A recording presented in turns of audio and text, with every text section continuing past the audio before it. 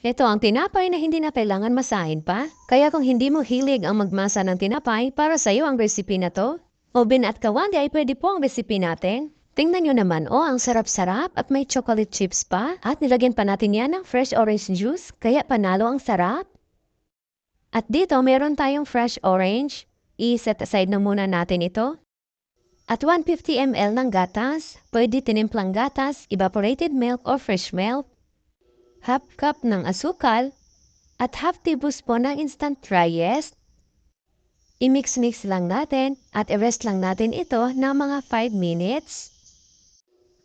At dito sa ating mixing bowl, maglagay lang ng 2 itlog, 1/8 cup ng mantika, 1 teaspoon ng vanilla extract, 1/8 cup ng fresh orange juice, ito na yung sa orange natin.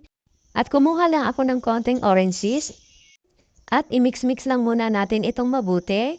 Tsaka natin ihalo yung yeast mixture natin kanina.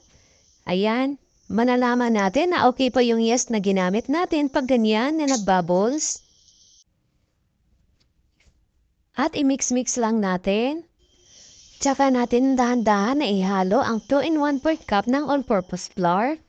Dahan-dahan lang ang paglagay natin para ma-mix natin ng mabuti gamit ang spatula.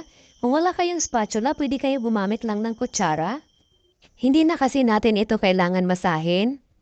Kaya kailangan na ma-mix natin siyang mabuti. Kayang-kaya niyo rin ito gawin kasi hindi na kailangan masahin pa. Napakadali lang. Pwede na to. At maglagay lang tayo ng 3/4 cup ng chocolate chips. Napakasarap nito. Grabe! O diba, walang kahirap-hirap gumawa nitong recipe na to. Ayan, pwede na to. At dito sa ating baking pan, naglagay lang ako ng parchment paper.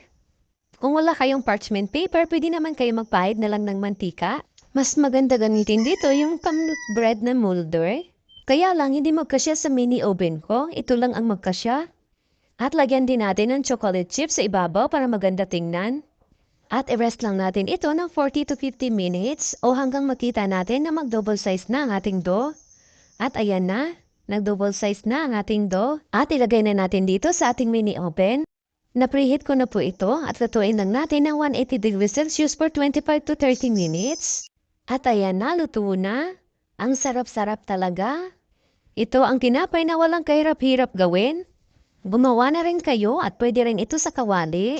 Kahit hindi po natin ito namasa, malambot at masarap pa rin. At mas pinasarap pa dahil sa chocolate chips na nilagay natin. Maraming salamat hanggang sa susunod po!